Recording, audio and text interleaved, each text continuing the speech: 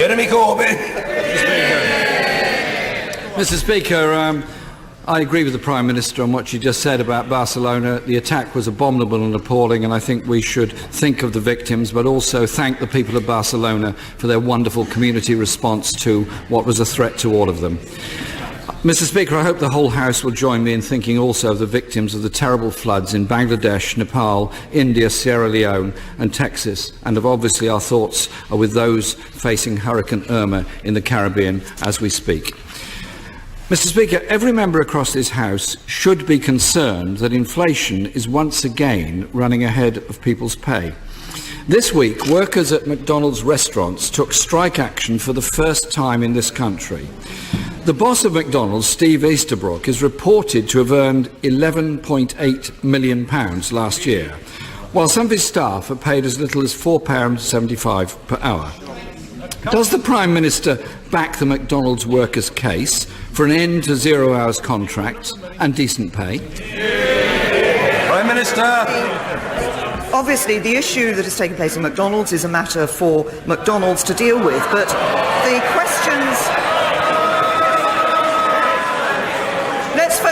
Let's focus on what the Right Honourable Gentleman has raised, which is, let's focus on what the Right Honourable Gentleman has raised about things like 0 hours contracts. In fact, the number of people on 0 hours contracts is very small. There are people who genuinely say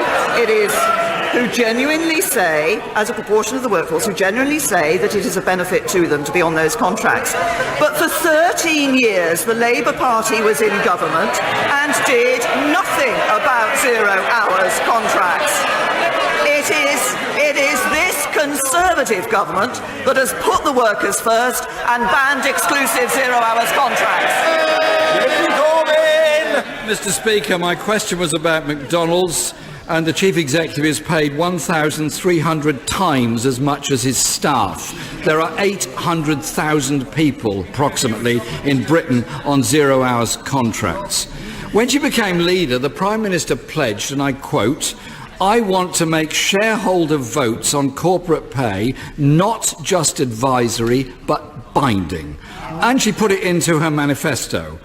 That manifesto has now been dumped or archived, or whatever way you want to describe it. And like so much else in her manifesto, where was the tough talk on corporate greed? Was it just for the election campaign, or is it going to be put, or is it going to be put into law? Prime Minister.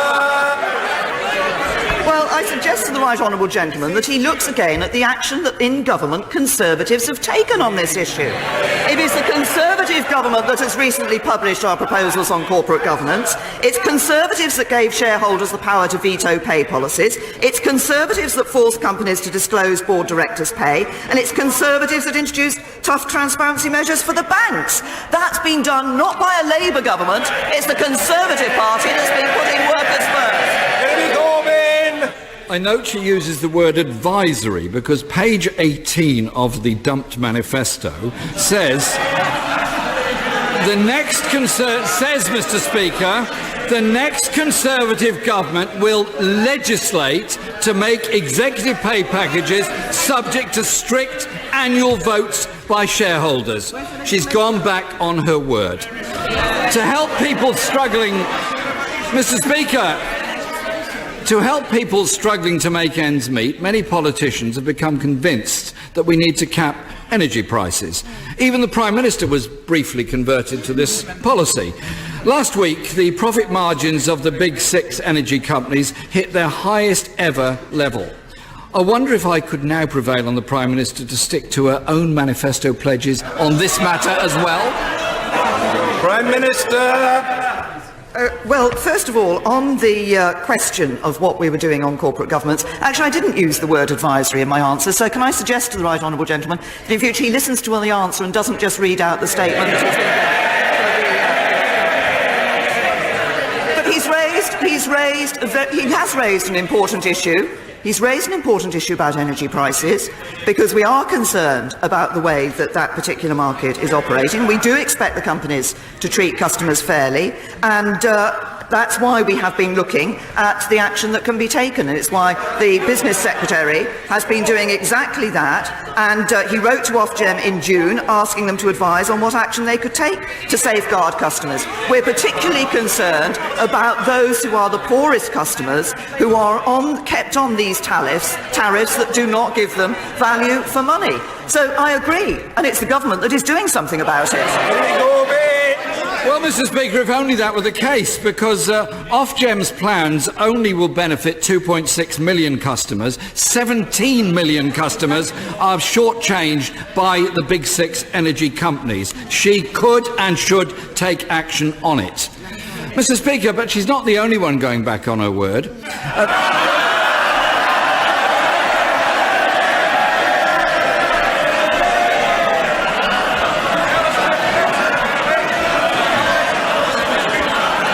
When the members opposite have, Mr. Speaker, when the members opposite have calmed down a little, I'd just like to say this. At last year's Sports Direct annual meeting, Mike Ashley personally pledged to ban the use of zero-hours contracts in his company. A year on, they're still exploiting insecure workers with zero-hours contracts. Will the Prime Minister join me in now demanding that Mr. Ashley honour his words and end zero-hours contracts in all of his companies? Prime Minister. I've said it's this government that has actually taken action in relation to zero-hour contracts, unlike the Labour Party. But the Right Honourable Gentleman talks about manifestos and people going back on their word. I might remind him that in the Labour Party manifesto there was a commitment to support Trident, our independent nuclear deterrent.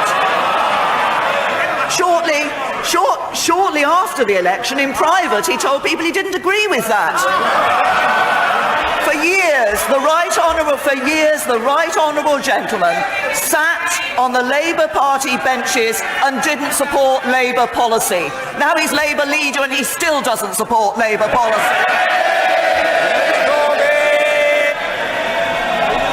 Mr. Speaker, I listened really carefully to what the Prime Minister said on this occasion, and I'm struggling to see the connection between what she just said, Mike Ashley, Sports Direct and McDonald's. So maybe she could now answer the question, will she condemn what Sports Direct and McDonald's are doing to their staff? It's quite straightforward, yes or no. Mr. Speaker, today, thousands of nursing and other healthcare staff are outside Parliament. They're demanding that this government scrap the 1% pay cap. Poor pay means experienced staff are leaving and fewer people are training to become nurses. There's already a shortage of 40,000 nurses across the UK. Will the Prime Minister please see sense and end the public sector pay cap and ensure our NHS staff are properly paid? Minister. We absolutely value the work of all those who work in the public sector, nurses, teachers and others, who are doing a good job for us day in and day out in often what are very difficult and harrowing circumstances.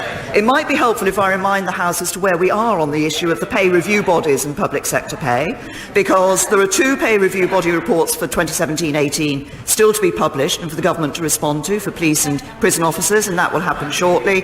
And then later, as always happens every year, later in the autumn we will publish the framework for 2018-19, and we'll continue to balance the need to protect jobs, the need to protect public sector workers, and the need to ensure that we're also protecting and being fair to those who are paying for it, including public sector workers. But I say to the Right Honourable Gentleman that what we have seen from what he does in this House and outside this House is consistently stand up and ask for more money to be spent on this, that and the other. Now, he can do that in opposition.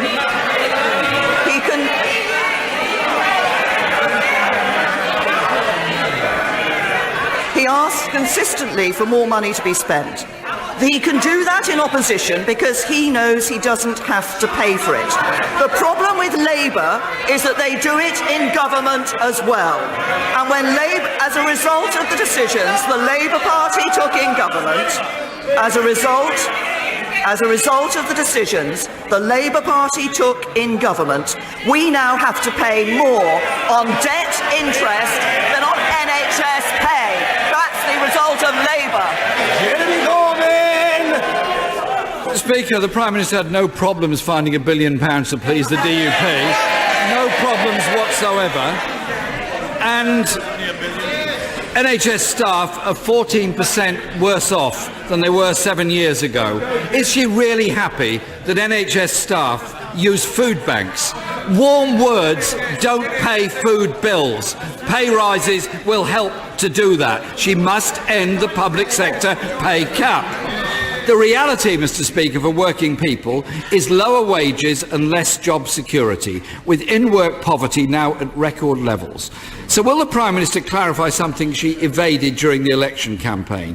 For those struggling to get by, whether employed, self-employed, permanent or temporary, can the Prime Minister categorically state today they will not see rises in the basic rate of income tax, national insurance contributions or value-added tax? Prime Minister. I can tell the right honourable gentleman the help we have been giving to those who are just about managing.